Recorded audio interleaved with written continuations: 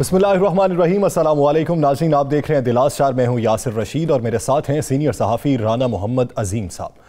नाज़रीन, मुल्क इस वक्त गवर्नेंस बहरान का शिकार है। ऐसा जुमला सुनने को मिले तो बज़ाहिर ये तासुर आता है कि ये अपोजिशन का नुक्ता नज़र है, लेकिन दिन ब दिन हालात भी कुछ ऐसे सामने आते हैं जिस पर एक आम शहरी ये सोच विचार में पड़ जाता है कि गवर्नेंस के हालात बेहतर कब होंगे, कब वफाकी इदारे मजबूत होंगे और मुल्क में मईशत बेहतरी की जानिब गामजन होगी। बज़ाहिर वज़ीर आज़म इमरान खान इस अज़्म का इजहार लिए हुए हैं कि मुल्क बेहतरी की जानिब गामजन होगा, जिद्दत पसंदी भी आएगी और हम अपने इदारों को मजबूत कर पाएंगे। इस हवाले से रीशफलिंग भी होती है, बहुत से वज़रा के चेहरे तब्दील भी हो जाते हैं और हर आने वाला वजीर एक नया अज़्म और इरादा लिए अपनी मईशत को बेहतरी की जानिब गामजन करने के लिए जिद्दोजहद करता है। लेकिन वजीर रेलवे जो नए मुकर्रर हुए आज़म सवाती साहब, वो जब आए तो उन्होंने अपनी पहली प्रेस कॉन्फ्रेंस में एक ऐसी बात कही कि अवाम में इस वक्त शशो पंज की एक लहर दौड़ रही है। अवाम तजब्जुब का शिकार है कि क्या एक और वफाकी इदारा इस ज़बूहाली का शिकार है कि वो वफाकी हुकूमत के मातहत नहीं चल सकता।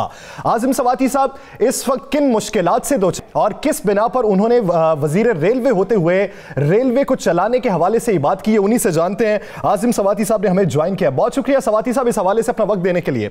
सवाती साहब, अगर बात की जाए पाकिस्तान स्टील मिल्स की, उसको जो आपने गोल्डन हैंड शेक दिया आपकी हुकूमत ने और उस पर बहुत सी तनकीद का भी सामना रहा। अब शेख रशीद साहब जब रेलवे में थे तो वो इस अज़्म का इजहार लिए हुए थे कि ML1 जो है वो पाकिस्तान की भी तारीख बदल देगा और रेलवे की हिस्ट्री में भी जिद्दत पसंदी आएगी।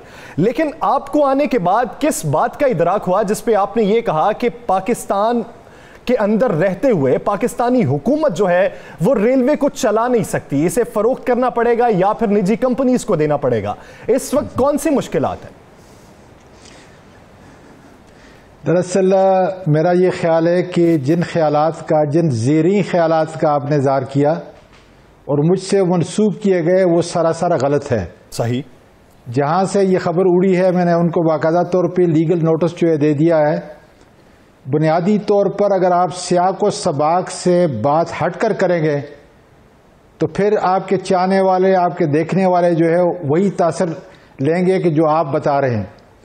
मैंने इस ज़मन में ये बात की है कि अगर नई जिद्दत के साथ, नई कमिटमेंट के साथ अगर हम इसको नहीं चलाते तो इसका हशर जो है वो पाकिस्तान स्टील मिल की तरह होगा और इसमें कोई शक की बात नहीं है। सही।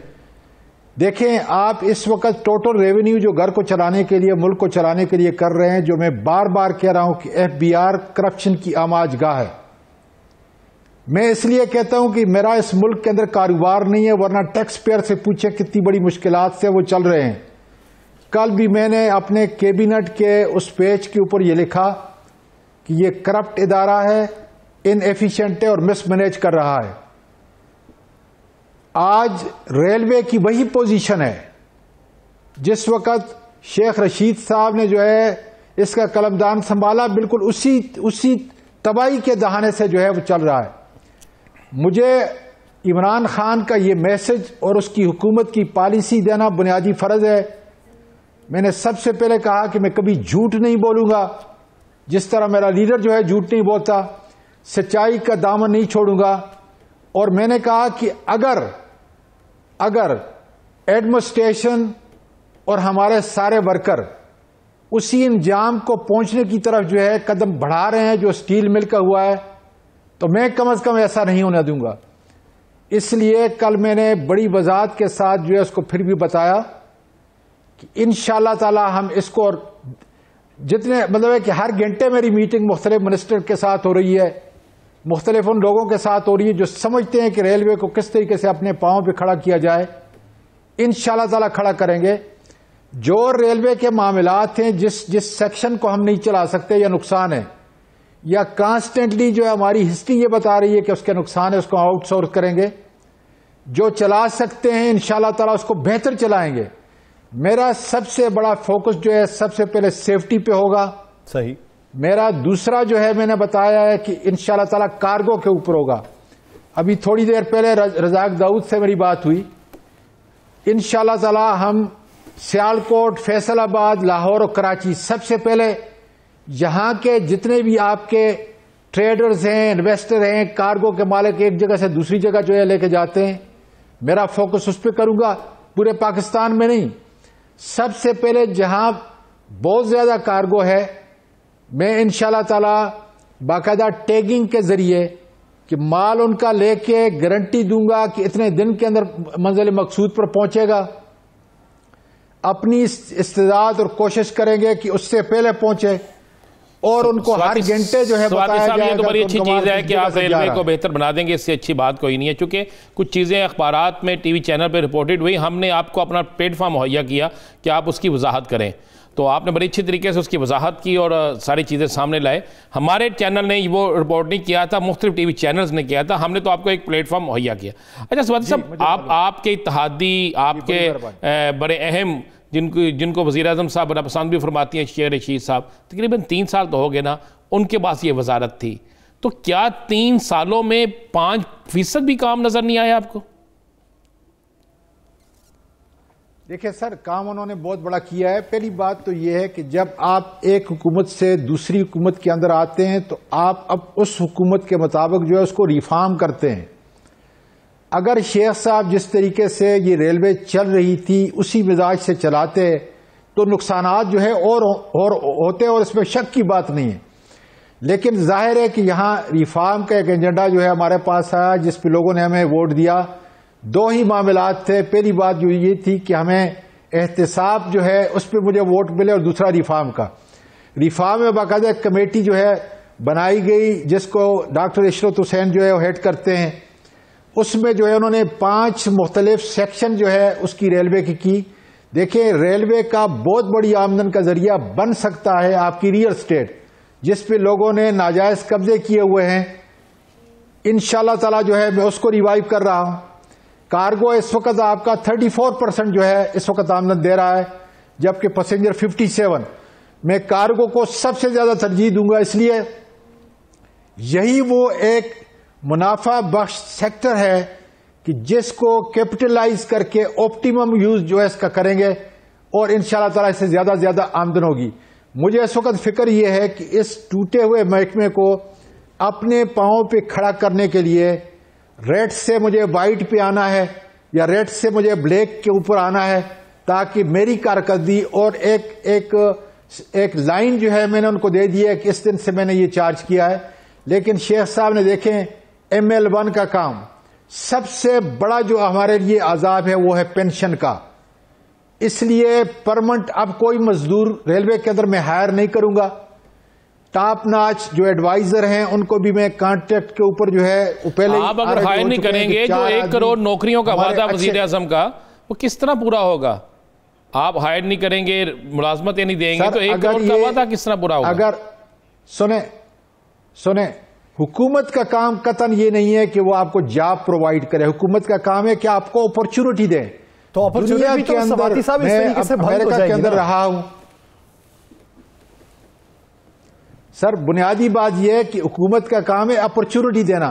اگر ہمارا کارگو ہوتا ہے تو آپ ذرا اندازہ لگائیں کہ ریلوے کے بغیر کتنا بڑی انٹرپرینورشپ جو ہے یا ٹریڈ جو ہے اس کو ڈیولپ ہو رہا ہے.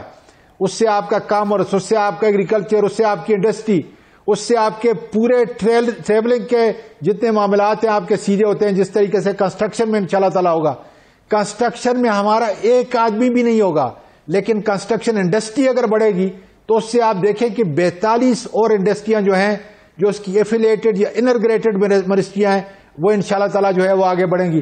اس لیے میں یہ کہہ رہا ہوں حکومت کا جاب ساری دنیا کے اندر ہے. سٹیپنگ سٹون جو ہے وہ ہے کہ آپ کس طریقے سے اپرچونٹی دیتے ہیں.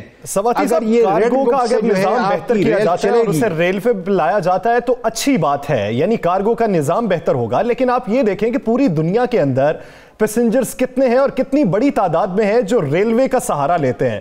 اب ہم ہمسایہ ملک کی بات کر لیں، ہمارے ٹریک تو ایک جیسے ہی ہیں آزادی کے وقت سے لے کے اب تک، تو ان کی جو ریلوے ہے ان کا زیادہ انحصار ریلوے پہ ہے دیگر ٹرانسپورٹ کی نسبت. لیکن ہماری ریلوے پیچھے کیوں چلی گئی؟ اس کی بنیادی وجہ کیا سمجھتے ہیں؟ سر آپ یہ دیکھ لینا کہ آج کی تو نہیں ہے، یہ تو 60 سال کی ہسٹری ہے. سب سے پہلے وہاں پہ غلطی کی کہ ان کے ایک اپنا بجٹ ہوتا تھا. جس طریقے سے جو ہے پاکستان کی حکومت کا بجٹ ہوتا تھا، یہ اپنا بجٹ خود پیش کرتے تھے. پھر جو ہے غلام اسحاق خان جس وقت آئے اس وقت جو ہے انہوں نے اس کو مرج کیا اور 2 سال جو ہے اس نے منافع دیا، اور اس کے بعد کانسٹنٹلی وجہ صرف ہے کہ جس طریقے سے ہم نے پی آئی اے کو تباہ کیا، او جی ڈی سی کو تباہ کیا، اسٹیل مل کو تباہ کیا، بالکل ریلوے جو ہے اس کو پولیٹیکل بنیادوں کے اوپر جو ہے چلایا ہے. اس کو جب تک آپ کمرشل انٹرپرائز کی حیثیت سے نہیں چلائیں گے، اس ملک کی جو ملکیت ہے اس کو اگر آپ کمرشل بیس کے اوپر نہیں چلائیں گے، جو میں یہ کہہ رہا ہوں کہ ہم اس سیکشن کو آؤٹ سورس کریں گے، ہم ان چیزوں کو آؤٹ سورس کریں گے. یہ ریلوے کے متعلق تو آپ نے بڑا بہترین بتا دیا، ریلوے کے متعلق آپ نے بتا دیا. ہم امید کرتے ہیں کہ آپ ریلوے کو بہترین بنا دیں گے. ذرا سیاست کی طرف آتے ہیں. آپ بڑے قریب رہے ہیں کسی وقت میں مولانا فضل الرحمان کے، بڑے اثاثہ جات ان کے سامنے آنے شروع ہو گئے ہیں. ان کے اپنے قریبی لوگ حافظ حسین احمد شیروانی صاحب اور بہت سے لوگ جو بولنا شروع ہو گئے ہیں. کیا واقعی مولانا فضل الرحمان نے کرپشن کی تھی؟ سر جو بنیادی بات ہے کہ میں 9 سال رہا ہوں، میں تو اپنے متعلق جو ہے آپ کو بتا سکتا ہوں، اور ان سے یہ پوچھ لیں کہ کیا اعظم سباتی نے 9 سال کے اندر کوئی سرکاری چائے پی ہے. ان کے ساتھ جو ان کا معتدد بڑا آدمی ہے اکرم دورانی، اس کے خلاف میں گیا ہوں اور نیب کے اندر میں نے ثابت کیا ہے. جو یہ بتا رہا ہے، آپ کے ڈاکومنٹ ہے، لیگل ڈاکومنٹ، اگر مجھے بتاتے میں آپ کو ڈاکومنٹ جو ہے آپ کے اسکرین کے اوپر جو ہے بتاتا. 55 لاکھ اپنی ٹوٹل مالیت بتا رہا ہے. میں یہ گارنٹی سے کہتا ہوں کہ 55 لاکھ ان کا ایک ہفتے کا خرچہ ہے. 1996 یا 97 میں اس نے الیکشن کمیشن آف پاکستان کو اپنے اثاثے بتائے 55 لاکھ. 2017 تک وہ 55 لاکھ ہیں. تو سواتی صاحب، وہ جو آج فیصل وابڈا صاحب نے جو پریس کانفرنس کی ہے اور ان کا کہنا ہے کہ انہوں نے اپنے گھر 15 لاکھ اور 25 لاکھ کے شو کیے ہوئے ہیں، تو میں 3 کروڑ میں وہ خریدنے کو تیار ہوں. تو آپ کیا سمجھتے ہیں کہ اس کی اصل مالیت کتنی ہوگی؟ سر میں یہ کہہ رہا ہوں نا جی، میں نے یہ کہا ہے کہ چونکہ میں اکرم دورانی کے اس کی پراپرٹی کے اوپر جو ہے میں نے کام کیا ہے اور اپنے دستخط سے جو ہے ساری چیزیں نیب کے سامنے پیش کری. نیب آگے کیوں نہیں جا رہا یہ اس کا مجھے علم نہیں، لیکن میں یہ کہہ رہا ہوں کہ اس کے اثاثے 15 ارب سے زیادہ ہیں، جو مولانا صاحب کا رائٹ ہینڈ ہے، جس کے متعلق میں نے ساری معلومات لی اپنے دستخط سے. سواتی صاحب، آپ نے ان کے ثبوت دے دیے. مولانا صاحب پہ اب رائٹ لیفٹ جو لوگ ہیں، ان کے جو مڈل مین ہے یا فرنٹ مین ہے، جو بھی آپ کہہ لیں، ان کے متعلق بھی نیب تفتیش کر رہے ہیں. تو مولانا صاحب کے متعلق آپ کیا کہیں گے؟ دیکھیں، سیاست میں آپ بہت قریب رہے ہیں، آپ کیا سمجھتے ہیں مولانا صاحب واقعی کرپشن کرواتے رہے ہیں، کرتے رہے ہیں، یا ان پہ الزام ہے؟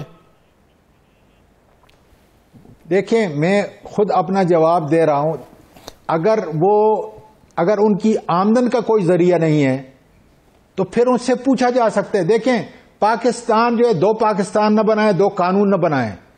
جس طریقے سے میں نے اپنے ایف بی آر کو 5 سال کا حساب جو بتایا تھا، ایک چیز کا حساب بتایا تھا، ساری میری پراپرٹی جو دبئی میں ہے، امریکہ میں ہے یا پاکستان میں، ایک چیز جو ہے، اور خدا کا فضل ہے کہ میں نے پاکستان میں پیسے لائے، پاکستان سے باہر نہیں گئے، پاکستان میں لائے اور یہاں آپ نے تو کلیئر کر دیا. سواتی صاحب، آپ کے متعلق تو ہم کر ہی نہیں رہے، ہم آپ کے متعلق تو بات کر ہی نہیں رہے، آپ نے دوبارہ کلیئر کر دیا. ہم تو یہ پوچھ رہے ہیں کہ مولانا صاحب کا جب سورس آف انکم کوئی نہیں ہے تو پھر میں یہی جاننا چاہتے ہیں پھر وہ کس طریقے سے گزارا کرتے تھے؟ اگر نہیں ہے تو میں یہ کہہ رہا ہوں، ویسے آپ سے پوچھنا چاہتا ہوں کیا ہے پوری پارٹی. اچھا، مولانا صاحب کی پوری پارٹی.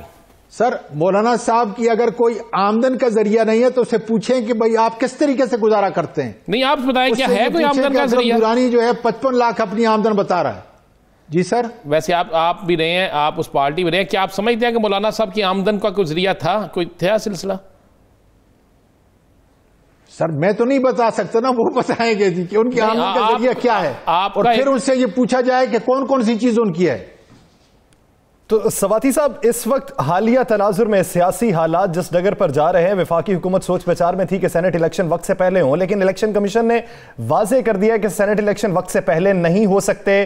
10 فروری سے پہلے تو نہیں ہو سکتے. طریقہ کار جو مارچ کا ہے اسی میں ہوں گے، اس کی ڈیٹ بتا دی جائے گی، تیاریاں بتا دی جائیں گی. تو آپ کیا سمجھتے ہیں کہ یہ جو پتہ تھا پہلے سینٹ الیکشن کروانے والا، تو وہ تو اب کارگر ثابت نہیں ہوا؟ اپوزیشن کا موو کیا دیکھتے ہیں؟ دیکھیں سر، بنیادی طور پہ جو ہے نہ ہمیں جلدی ہے اور نہ ہمیں دیر ہے.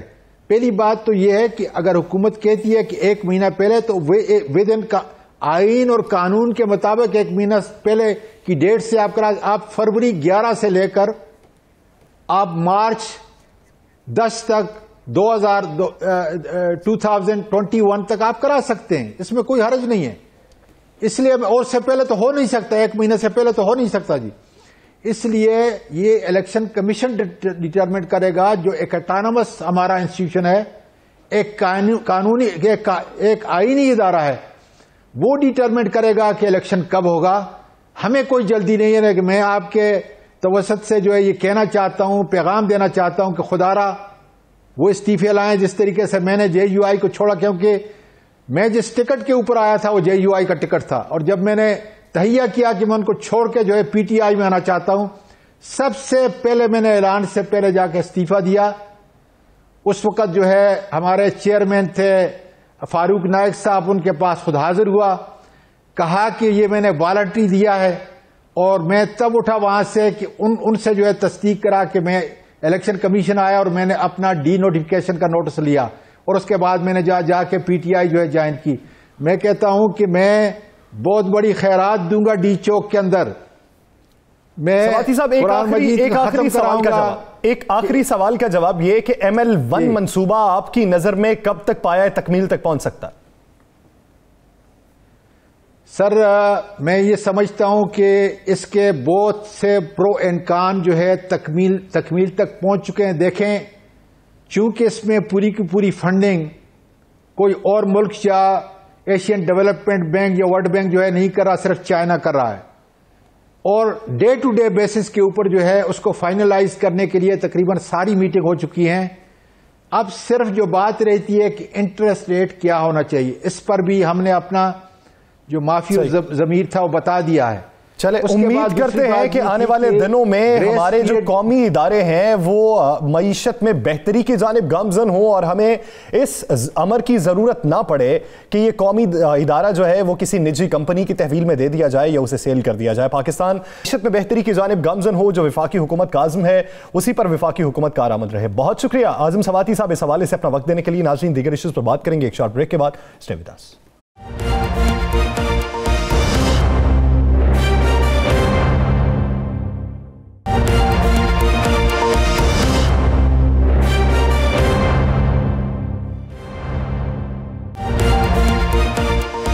Welcome back. ناظرین، بھارت پاکستان کے خلاف مستقبل میں کوئی بھی لاہ عمل اور شدت پسندی کا طریقہ کار اپنا سکتا ہے، جس کی بار بار وضاحت ہر پلیٹ فارم پر ہر حکومتی نمائندے اور بشمول وزیر اعظم عمران خان کی جانب سے کی جا رہی ہے کہ فالس فلیگ آپریشن کر سکتا ہے، شرپسندی کر سکتا ہے، اور اس کے علاوہ وہ خطے میں بدامنی بھی پھیلا سکتا ہے. وزیر خارجہ شاہ محمود قریشی متحدہ عرب امارات کے دورے پر تھے اور وہاں بھی انہوں نے اس بات کا اظہار کیا. وزیر اعظم عمران خان نے بھی یہ اظہار کیا، اور UN کے فوجی مبصر مشن کی گاڑی پر جو حملہ ہوا اس کی جو درخواست دی گئی ہے UN میں کہ شفاف تحقیقات کروائی جائیں، اور اس بات کا مطالبہ کیا گیا کہ شفاف تحقیقات کے نتیجے میں اس بات کا اعادہ ممکن بنایا جائے کہ بھارت ایسی شرنگیزی مستقبل میں نہ کرے. تو بھارت پاکستان کے خلاف کس قسم کا فالس فلیگ آپریشن کر سکتا ہے، اس حوالے سے تیاریاں ان کی کیا ہیں، اس پر مزید بھی بات کریں گے. لیکن بھارت کی اس تیاری کے حوالے سے دفاعی تجزیہ کار کیا رائے رکھتے ہیں، دنیا کی نظر میں ہم اپنا تشخص کس طریقے سے بحال رکھ سکتے ہیں، اور بھارت کے عزائم کس طریقے سے بے نقاب کر سکتے ہیں، اسی بارے میں بات کرنے کے لیے دفاعی تجزیہ کار میجر جنرل ریٹائرڈ اعجاز عوان صاحب نے ہمیں جوائن کیا ہے. جنرل صاحب، بہت شکریہ آپ کے وقت کا. جنرل صاحب، آئے دن بھارت کی جانب سے شرنگیزی چیری کوٹ سیکٹر پر UN مبصر مشن کی گاڑی پر حملہ ہوا، اور اس کی وضاحت پاکستان کی جانب سے ہونے کے بعد اگلے ہی دن پھر حملہ کیا گیا اور شہری آبادی کو نشانہ بنایا گیا. کیا بھارت کسی کی بات پر کان نہیں دھرتا، یا بھارت شرنگیزی میں اتنا آگے چلا گیا کہ اسے کسی کی پرواہ نہیں ہے؟ تھینک یو احمد جی. دیکھیں، یہ بات کچھ ایسے ہے کہ لائن آف کنٹرول کے اکراس جو فائر ہوتی ہے اس میں پروفیشنل ڈسپلن چاہیے ہوتا ہے، کیونکہ نہ FIR درج ہوتی ہے، نہ کوئی مقدمات بن سکتے ہیں، اور نہ ہی ان سیز فائر وائلیشن کے نتیجے میں ایک کنونشنل وار شروع کی جا سکتی ہے. تو جب اس طرح کی انوائرمنٹ ہوں تو سولجرز کا ڈسپلن، وہاں جو کمانڈرز ہیں ان کا ڈسپلن بڑا بنیادی اہمیت کا حامل ہوتا ہے. اگر ٹریگر ہیپی نوجوانوں کو یا انہیں کھلی چھوٹ دے دی جائے تو اس طرح کے واقعات جس طرح بھی ہم دیکھ رہے ہیں کہ اس سال میں بھی تقریباً 3000 سے زیادہ سیز فائر وائلیشن کے واقعات ہو چکے ہیں، تو یہ ہوتے رہیں گے، ادھر سے وہ کریں گے، ادھر سے ہم اس کا جواب دیتے رہیں گے، اور انفارچونیٹلی نہتے شہریوں کی جانیں ضائع ہوتی رہیں گی۔ تو یہ ایک غیر ذمہ دارانہ رویہ ہے، تھریٹ سے زیادہ یہ غیر ذمہ دارانہ نان پروفیشنل رویہ ہے، جس کو جو بھی طریقہ اختیار کیا جائے اس کو رکوانا چاہیے، اور روکنے کے لیے بیسٹ میتھڈ ہوتا ہے کہ D G M Os level پہ اور پاکستان اور ہندوستان کے لیول پہ بات چیت ہونی چاہیے تاکہ سیز فائر وائلیشن کو روکا جائے۔ ایک طریقہ تو یہ ہے۔ دوسرا یہ ہے کہ پھر انہیں ایسا بھرپور جواب دیا جائے، جو دیا بھی جاتا ہے، کہ ان کی بھی اتنی کیجولٹیز ہوں اور وہ بھی پھر اس سے باز آ جائیں۔ تو یا اسے طاقت سے روکا جا سکتا ہے یا ڈپلومیٹک کنورسیشن سے اور بات چیت سے اسے روکا جا سکتا ہے۔ جنرل صاحب، بھارت کیا ڈرامہ کرنے جا رہا ہے جس پر وزیر اعظم بھی بار بار کہہ رہے ہیں، جس پر وزیر خارجہ بھی بار بار کہہ رہے ہیں، جس پر ہمارے حساس ادارے بھی ہمیں بار بار بتا رہے ہیں؟ بھارت کون سا ڈرامہ کرنے جا رہا ہے اور بھارت ڈرامہ کیوں کرنے جا رہا ہے؟ دیکھیں، میں ذاتی طور پہ اس بات کو بہت زیادہ یہ بات ہو چکی ہے، بہت بار انہوں نے آگاہ کر دی ہے۔ اگر ہمارے پاس کوئی انٹیلیجنس انفارمیشن ہے جو یقیناً ہوگی، جس کو بیس بنا کر وزارت خارجہ بھی یہ بات کر رہی ہے، پرائم منسٹر نے بھی یہ بات کی ہے، D G I S P R نے بھی یہ بات کی ہے، تو یقیناً کوئی انفارمیشن ان کے ہاتھ لگی ہوگی کہ ہندوستان کوئی فالس فلیگ آپریشن کر رہا ہے۔ لیکن میں سمجھتا ہوں اس حوالے سے زیادہ یہ اپنی تیاری رکھیں اور اس کو کرنے دیں۔ اگر کرتا ہے تو بالا کوٹ کی طرح جواب بھی حاصل کر لے گا، اور اس کے لیے بھرپور تیاری رکھیں۔ اگر وہ ایک آدمی یہاں شہید کرتے ہیں تو ان کے 10 شہید کریں، اور اس کا جواب انہیں 10 ہلاک کریں، اور اس کا جواب انہیں بھی مل جائے گا، اور ہمارا ریزالو بھی اسٹیبلش ہو جائے گا کہ ہم کس طریقے سے اپنی جغرافیائی اور نظریاتی سرحدوں کا دفاع کرنے کی اہلیت رکھتے ہیں۔ جنرل صاحب، پاکستان نے درخواست دی ہے یو این اے کو کہ چیری کوٹ سیکٹر پر جو حملہ ہوا ہے اور جو فائر لگے ہیں گاڑی کو، اس کی شفاف تحقیقات کروائی جائیں۔ دوسری جانب یورپی یونین اب اس بات کا عزم کر رہی ہیں کہ یورپین ڈس انفو لیب نے جو انکشافات کیے تھے، جس سے ہم بھی مورلی طور پر کرپٹ پائے گئے ہیں، یورپی یونین یہ سمجھتی ہے، تو ہم اس کی بھی تحقیقات کریں اور بھارت کو بین کریں۔ انہوں نے بھی تحقیقات کا عزم کر لیا ہے۔ تو کیا اس طریقہ کار کے تحت بھارت کا جو تشخص ہے وہ دنیا کے سامنے واضح ہو سکتا ہے؟ دیکھیں، واضح ہو رہا ہے، اور پاکستان نے جو اپنا ڈپلومیٹک منور جس طریقے سے ماؤنٹ کیا ہے، جس طریقے سے انہوں نے اپنا پولیٹیکل ریسپانس دیا ہے، اس کا اس وقت انڈیا کے اوپر بہت زیادہ پریشر ہے، اور یقیناً پریشر آ رہا ہے، کیونکہ ایک تو وہ اپنے ملک کے اندر مائنورٹیز کے ساتھ ظلم کر رہے ہیں۔ وہ جو 50 برس پہلے جو مہاجر بنے تھے ان کو سٹیزن امینڈمنٹ ایکٹ کے تحت بے گھر کر دیا ہے۔ اب جو خالستان جو کسان موومنٹ ہے اس کو خالستان موومنٹ کا رنگ دیا جا رہا ہے۔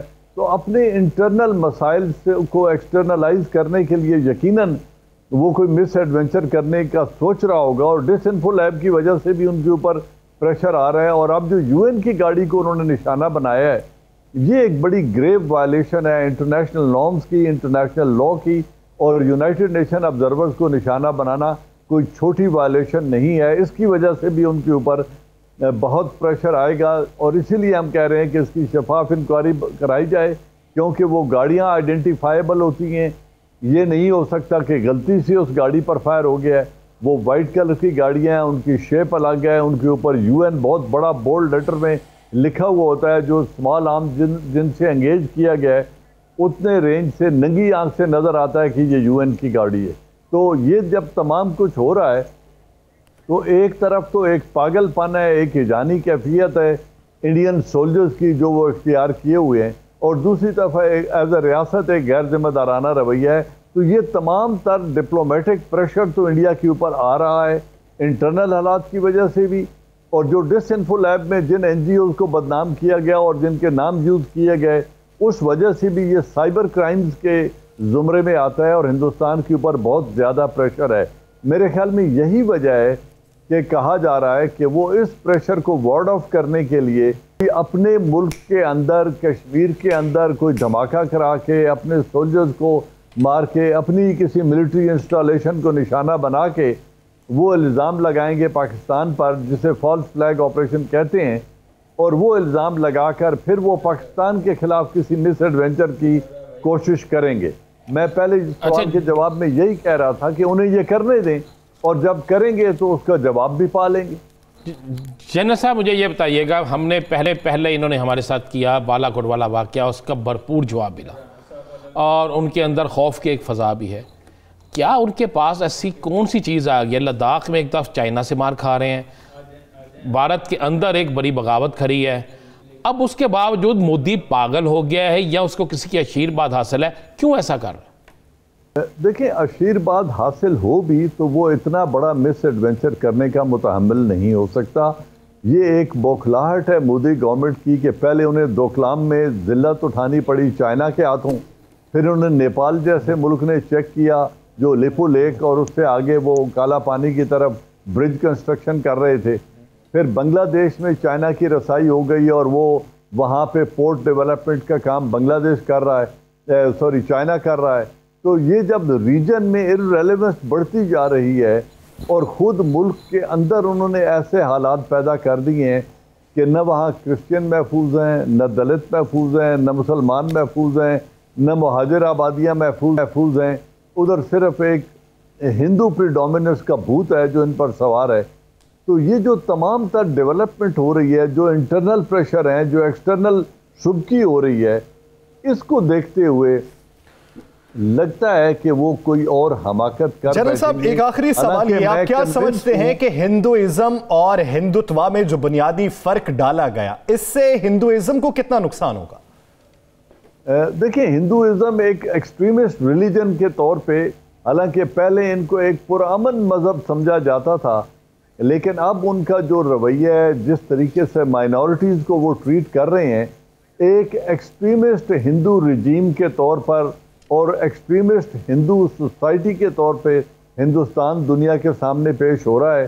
اور اب دنیا دیکھ رہی ہے، جس کی وجہ سے ابھی انٹرنیشنل ریٹنگ میں وہ 17 درجے تنزلی ہوئی ہے ان کی مائنورٹیز کے ساتھ، اور مذہبی آزادی کے اعتبار سے ہندوستان کو 17 سٹیپس نیچے لایا گیا ہے. سیکولرزم کا آپ پرچار کریں اور دنیا بھر میں یہ دعویٰ کریں کہ ہم سب سے بڑے جمہوری ملک ہیں اور سیکولرزم کے دیس ہیں، لیکن اپنی اقلیتوں کے ساتھ آپ کے جو سلوک روا آپ نے رکھے اس کا جو بھانڈا پھوٹا تو دنیا نے بھی آپ کو ریٹنگ میں نیچے گرایا. اب دنیا میں بھارت کے حوالے سے جو موقف ہے وہ رفتہ رفتہ تبدیل ہو رہا ہے. بہت شکریہ میجر جنرل ریٹائرڈ اعجاز اعوان صاحب اس حوالے سے اپنا وقت دینے کے لیے. ناظرین آنے والے دنوں میں بھارت فالس فلیگ آپریشن کیا کر سکتا ہے؟ پاکستانی حکومت جو بار بار دنیا کو باور کرانے کی کوشش کر رہی ہے وہ کیوں کہہ رہی ہے کہ بھارت کی جانب سے ایسا کچھ ہو سکتا ہے؟ رانا صاحب سے تفصیلات جانیں گے.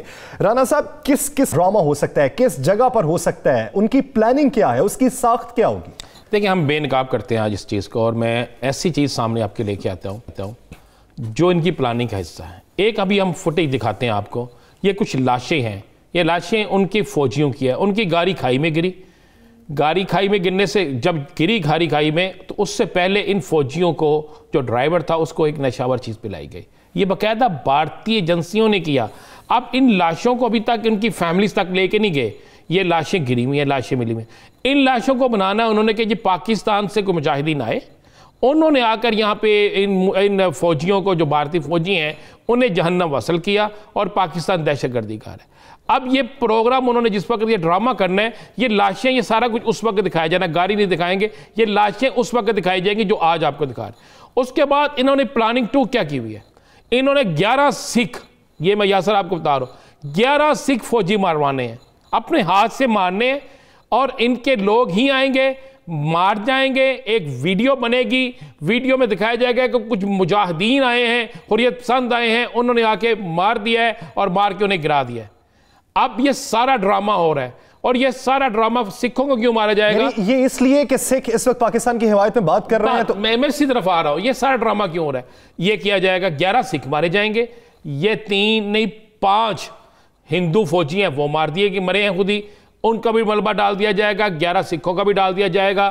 اور ایک ویڈیو جو ہے وہ ان کے ایک جو سرحدی علاقہ ہے وہاں پر ایک ویڈیو تیار ہو رہی ہے، اس ویڈیو کو وہ فلم کے طور پر تیار کر رہے ہیں، وہ ایک کیمپ بنا رہے ہیں، ایک کیمپ باقاعدہ بنایا گیا ہے، اس میں ایک مسجد بنائی گئی ہے، اس پہ کچھ وردیاں پاکستانی فوجیوں کے رکھی گئی ہیں, وہاں پر ٹریننگ کیمپ دکھایا جا رہا ہے, یہ ایک جعلی ویڈیو تیار کی جا رہی ہے. یہ سارا کچھ اس لیے کیا جا رہا ہے کہ بھارت ایک ڈرامہ جو بنا رہا ہے جس کو عوام کے سامنے اس نے لے کر آنا ہے اور باقاعدہ کرنا ہے. اس کے بعد یہ پراپوگنڈا کیا کر رہے ہیں, خوف سے ٹانگیں بھی کانپتی ہیں ان کے لوگوں کی. پاکستان کی فوج چین سے کچھ زیادہ بہتر, بہت بہتر ہے. پاکستان کی فوج دنیا کی بہترین فوج ہے, ان کی ٹانگیں کانپتی ہیں, مان رہے ہیں.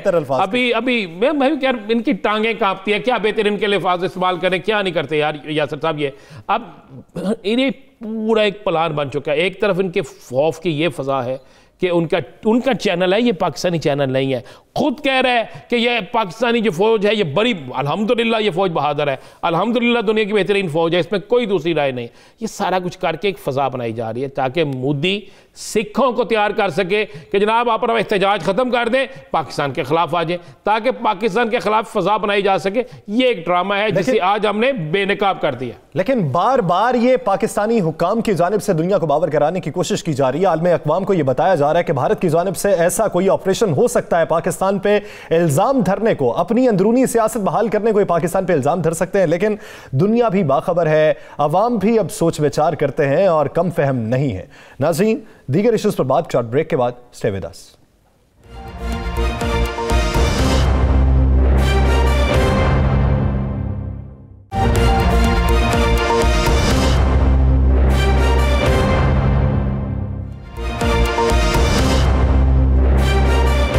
Welcome back.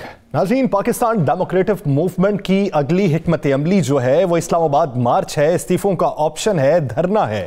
اس حوالے سے بلاول بھٹو زرداری یہ کہتے ہیں کہ لانگ مارچ بھی ہوگا, دھرنا بھی ہوگا, استعفے بھی استعمال کیے جائیں گے. اس کے ساتھ ساتھ مولانا فضل الرحمان بھی یہ پہلے سے اندیا دے چکے ہیں. پاکستان مسلم لیگ نون کی تیاریاں یہ ہیں کہ 2 دن کی ڈیڈ لائن دی گئی ہے تمام اراکین قومی و صوبائی اسمبلی کو کہ اپنے استعفے جمع کروا دیں. بظاہر تو 31 دسمبر تک کی ڈیٹ تھی. شیخ رشید صاحب پی ڈی ایم کی تحریک کو لے کر کیا رائے رکھتے ہیں, پہلے وہ جانتے ہیں پھر آنے پڑیں گے. ووٹ کو عزت دے, لیکن ووٹر کو موت کو میں کہ دھکا دیں. اپنے ووٹر کو یہ موت کی طرف دھکا دینا چاہتے ہیں. عمران خان 5 سال پورے کرے گا. بہت اچھی بات ہوگی کہ سینٹ کے الیکشن میں اپوزیشن حصہ لے. آپ اگر عمران خان سے نہیں بات کرنا چاہتے تو کس سے بات کرنا چاہتے ہیں؟ دیکھیں, فضل الرحمان صاحب اس اسمبلی کو نجائز کہہ رہے ہیں جس میں وہ صدارتی امیدوار تھے. اس شہر کے سارے سیاسی, اس ملک کے سارے سیاسی چودھری مر جائیں, فضل الرحمان کا کوئی سیاسی مستقبل نہیں ہے, بالکل نہیں.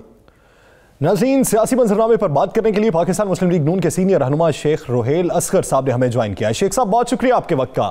شیخ صاحب, اس وقت جو سیاسی منظرنامہ ہے, پی ڈی ایم کا اپنا ایک موو ہے, تیاری پوری ہے, لانگ مارچ کا آپشن بھی استعمال کیا جائے گا, لیکن کیا آپ یہ سمجھتے ہیں کہ وفاقی حکومت جس حد تک مطمئن دکھائی دیتی ہے بظاہر وہ اتنی مطمئن نہیں ہے, اندر سے گھبرائی ہوئی ہے, آپ سے روابط میں ہے؟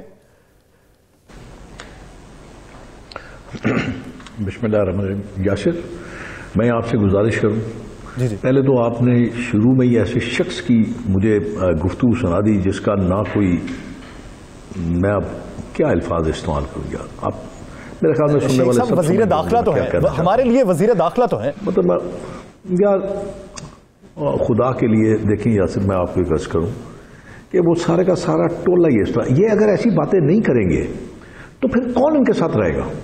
ان کا تو سارا وہ پٹارا ختم ہو جائے گا. بالکل سب لوگ بھاگ جائیں گے. جب آپ دیکھیں نا, جب کوئی جہاز ڈوبنے لگتا ہے تو سب سے پہلے وہی چھلانگیں لگاتے ہیں. تو میں اس شخص نے کس کے لیے کیا نہیں کہا, اس تھوڑی سی میرے ساتھ اس نے ایک اپنی سیاسی زندگی کا آغاز کیا تھا.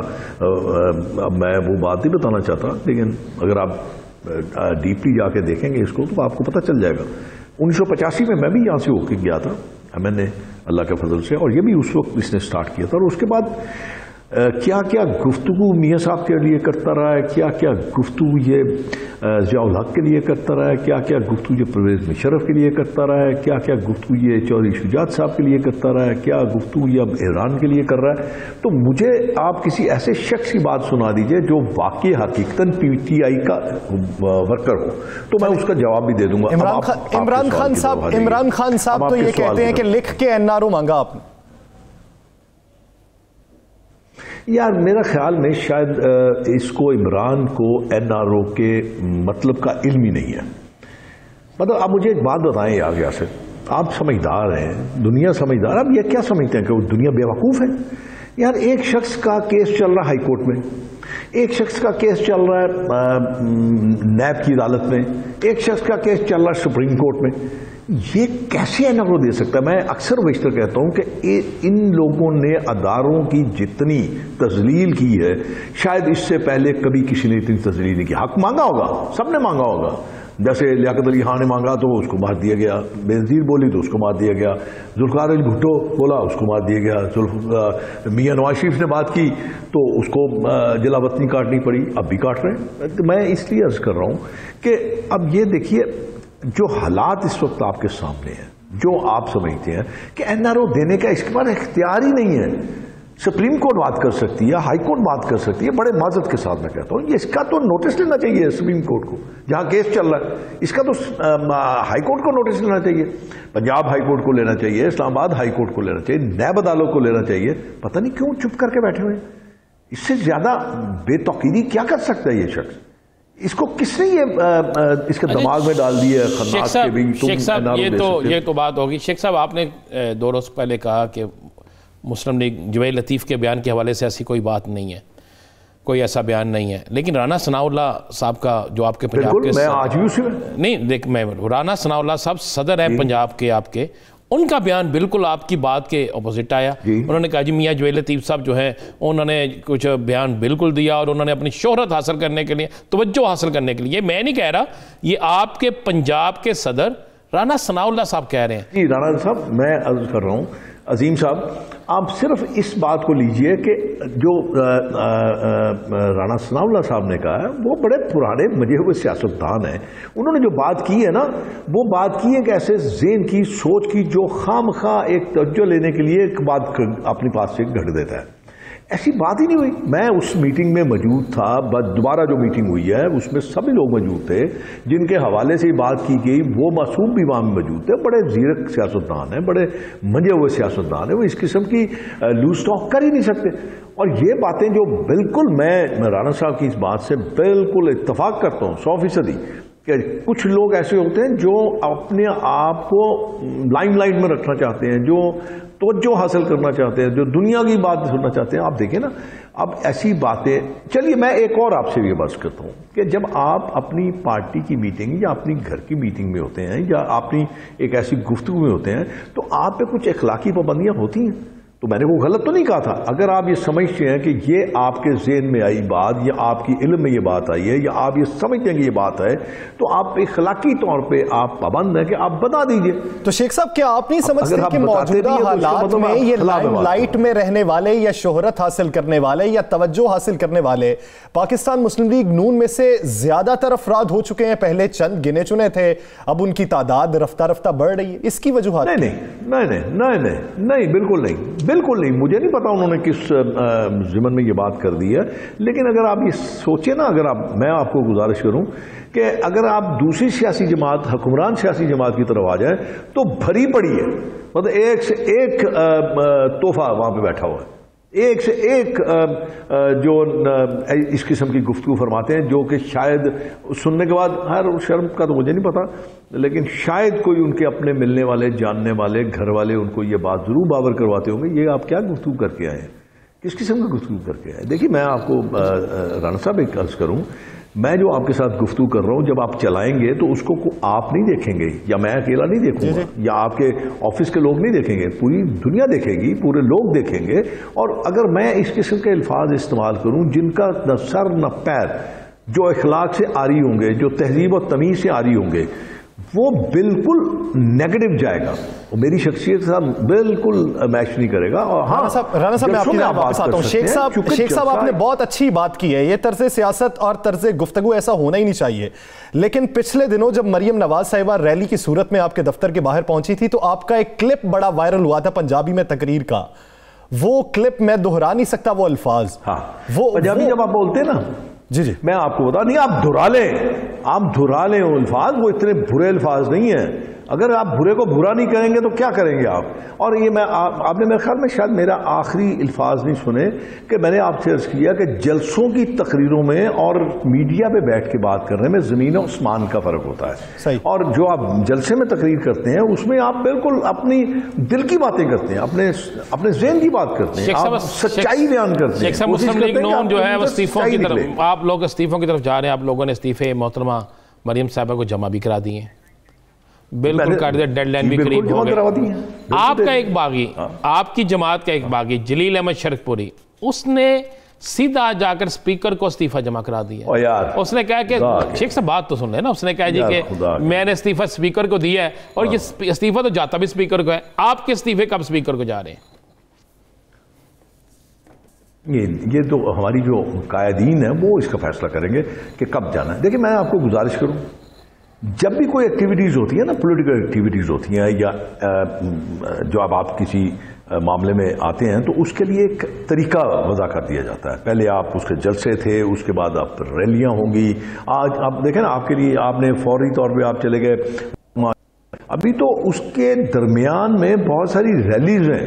جو ریلیز نکلیں گی لوگوں کو ایکٹیویٹ کیا جائے گا, شہروں میں جا کے آپ لوگوں کو ایکٹیویٹ کریں گے. اب مریم بی بی 2 تاریخ کو, میری اطلاع کے مطابق مریم بی بی 2 تاریخ کو سرگودا جا رہی ہیں. سرگودا جا رہی ہیں, بالکل جا رہی ہیں. پروگرام کا نہیں پتا, یہ میں عرض کر رہا ہوں نا, یہ پروگرام تو میرے علم میں آ گیا.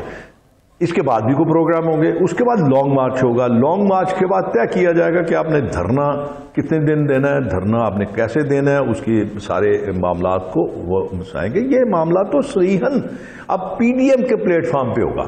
میں اپنی ذاتی رائے دے سکتا ہوں, مسلم لیگ نون اپنی ذاتی رائے دے سکتی ہے, پیپلز پارٹی اپنی ذاتی رائے دے سکتی ہے, جے یو آئی اپنی رائے, مطلب اس طرح ساری جملہ سیاسی جماعتیں جو ہے اس میں پی ڈی ایم میں. شیخ رحیل اسکر صاحب, سابق اپوزیشن لیڈر خورشید شاہ صاحب کی بھی ایک ذاتی رائے آج سامنے آئی ہے. ان کا یہ کہنا ہے کہ مذاکرات کا راستہ اپنانا چاہیے. تو ٹھیک ہے نا, میں آپ کو کس سے کریں گے آپ مذاکرات؟ پہلے مجھے آپ چلیے میں آپ سے رانا صاحب پوچھ لیتا ہوں, کس سے مذاکرات کریں گے؟ اس شخص سے مذاکرات کریں گے جو آپ سے ہاتھ ملانے کا روادار نہیں ہے. اس شخص سے بات کریں گے جو تکبر انا کا منبع ہے, آپ اس سے مذاکرات کریں گے. جو میں نے پہلے آپ کو یہ عرض کیا ہے کہ یہ ہمارے پتہ نہیں, تو پھر جو زبیر احمد صاحب تھے وہ کس سے مذاکرات کرنے جاتے تھے؟ ہمارے ادارے خاموش ہیں. شیخ صاحب پھر جو زبیر تھے, جو محمد زبیر ہیں, وہ کس سے مذاکرات کرنے جاتے تھے؟ دیکھیں میں آپ کو گزارش کروں, میری ایک ذاتی زندگی ہے, میری ایک ذاتی سوچ ہے, میں جس سے بھی مرضی مل سکتا ہوں. میں اپنی ملاقات یا میں اپنے تعلقات تو ختم نہیں کر سکتا. اور جب آپ یہ بات کریں گے, چونکہ میں زبیر صاحب کے ساتھ تو نہیں تھا, اس سوال کا جواب تو صریحاً آپ کو زبیر صاحب دے سکتے ہیں کہ کس کیپیسٹی میں جاتے تھے, کیوں جاتے تھے, کیا کھیلنے جاتے تھے, کیا ان کا مقصد کیا تھا. تو یہ تو وہی آپ کو بالکل پرٹیکولرلی وہی جواب دے سکتے ہیں. آپ مجھ سے پوچھئے کہ میں جو آپ کو جواب دوں گا وہ میں اپنی ذاتی حیثیت سے جواب دوں گا. میں نے جو ایسے عرض کیا کہ اب اگر کوئی مذاکرات بھی ہوں گے یا مذاکرات کی ٹیبل پہ آپ سجنا پسند فرمائیں گے تو وہ پی ڈی ایم فیصلہ کرے گی. اس کی چلیں آپ ذاتی رائے میں بتا دیں, ایک ذاتی رائے میں آپ ذاتی رائے میں بتا دیں کہ آپ کو سینٹ کا الیکشن لڑنا چاہیے کہ نہیں, مسلم لیگ نون کو سینٹ کا الیکشن لڑنا چاہیے یا نہیں, یا مسلم لیگ نون سینٹ کا الیکشن لڑ رہی ہے یا نہیں؟ نہیں کہ الیکشن سے پاکستان مسلم لیگ نون کبھی بھی پہلو دہی نہیں کرتی. لیکن اب کیا پرابلم ہے؟ اب پرابلم یہ ہے کہ اب آپ نے ایک الائنس بنا لیا, ایک پلیٹ فارم بنا لیا. اب وہ پلیٹ فارم یہ بات طے کرے گا کہ آیا انہوں نے الیکشنز سینٹ کے لڑنے ہیں یا نہیں لڑنے, ان سینٹس کا الیکشن بائیکاٹ کرنا ہے. آپ کی ذاتی رائے کیا ہے؟ اب جو معاملات ہیں وہ پی ڈی ایم کے پلیٹ فارم پہ ہیں, وہ میں شیخ رحیل اسکر اس بات میں کوئی آپ نے کمنٹس نہیں دے سکتا, اس لیے کہ اس پلیٹ فارم نے یہ طے کرنا ہے کہ آپ نے کیا اگلا پارٹی پالیسی کیا ہوگی. یعنی 2 دن کی ڈیڈ لائن دی گئی ہے, اگر تمام اراکین قومی و صوبائی اسمبلی استعفے نہیں جمع کرواتے اور کوئی ہچکچاہٹ کا مظاہرہ کرتا ہے تو پارٹی ایکشن کیا ہوگا اس کے خلاف؟ میرے خیال میں شاید پاکستان مسلم لیگ نون کا کوئی ایسا شخص نہیں ہوگا جو اس بات سے پیچھے ہٹے گا. وہ ضرور انشاءاللہ وقت سے پہلے اپنے جو استعفے ہیں وہ اپنی قائدین کو پکڑا دے گا. कोई भी शायद ऐसा शख्स ना हो जो पार्टी पॉलिसी से हट कर बात करे। बहुत शुक्रिया शेख रुहेल असगर साहब इस हवाले से अपना वक्त देने के लिए। देखते हैं कि पीडीएम की ये हिकमत अमली जो है, जिसमें इस्तीफों का ऑप्शन भी इस्तेमाल किया जाना है, लॉन्ग मार्च भी किया जाना है, किस हद तक सूदमंद साबित होता है अपोजिशन के लिए और हुकूमत को कितना टफ टाइम दे सकेंगे। लेकिन पीडीएम की आइंदा हिकमत अमली क्या होगी? पीडीएम ने जो अचानक इजलास बुलाया कन्वीनर रहनुमाओं का और स्टीयरिंग कमेटी के अंदर आइंदा के लाहेअमल के हवाले से क्या फैसले होने जा रहे हैं, राना साहब से जानेंगे। राना साहब, कमेटी का इजलास बुला लिया, जो शिकें तय की गई थी उस पर अब तक कितना काम हो सका और क्या उसमें तरामीम हो सकती हैं? ये तरामीम की जरूरत फिर क्यों पड़ रही है? देखें, आज जो इजलास है ना, ये कोई इजलास आप ये नहीं कह सकते कि जी अब तक क्या काम हुआ, अब तक का क्या हुआ क्या नहीं हुआ। ये सारा कुछ तो जाती उम्रा में 2 दिन मुसलसल डिस्कस होता रहा, अयाज सादे के घर भी डिस्कस होता रहा। ये कौन सी कोई ऐसी साइंस थी जिसके लिए फौरी तौर पे इजलास एक और बुलाया जाना था? मैं आपको असल बात बताता हूँ। ये मोहतरमा जो है मरीम नवाज साहिबा, इनकी फरमाइश पर यह इजलास बुलाया गया। स्टीयरिंग कमेटी, बिल्कुल मरीम नवाज साहिबा की फरमाइश पर यह इजलास बुलाया गया। 2 दिन पहले 92 न्यूज़ में, रोज़नामा 92 में मैंने ये खबर दे दी थी, खबर छपी हुई है।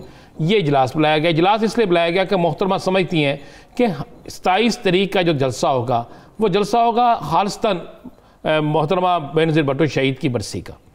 उसके बाद क्या होगा? ना कोई अवामी रैली, ना कोई अवामी इज्तिमा, ना हुकूमत के खिलाफ कोई रोड ब्लॉक होगा, ना हुकूमत के खिलाफ कोई जलसा होगा। फिर एक अच्छी खासी लंबी चौड़ा टाइम गुजर जाएगा और उन्हें समझ आ रही थी कि जब ये टाइम गुजर जाएगा तो उस दौरान में उनकी तहरीक जो है वो ज़ीरो हो जाएगी, जिस पर उन्होंने फौरी तौर पर मौलाना फजलुर रहमान से रब्ता किया, मौलाना साहब को कायल किया। मौलाना साहब को कायल करने के बाद इजलास बुलाया गया है। इस इजलास का जो एजेंडा जो तय होने हैं मामला तो आपको बता देता हूँ। अंदर की बात यह है कि अब यह फैसला हो रहा है कि जनाब इस तहरीक को, जिसे हमने 31 जनवरी तक ले गए हैं कि उसके बाद शुरू करनी है, उसको उससे पहले शुरू किया जाए, शहर शुरू किया जाए। ये जो 2 तारीख को सरगोदा जा रही है ना मोहतरमा, ये पीडीएम का जलसा नहीं है। मैं आपको फिर बता रही हूँ, पीडीएम का जलसा नहीं है, ये मुस्लिम लीग नून का जलसा है।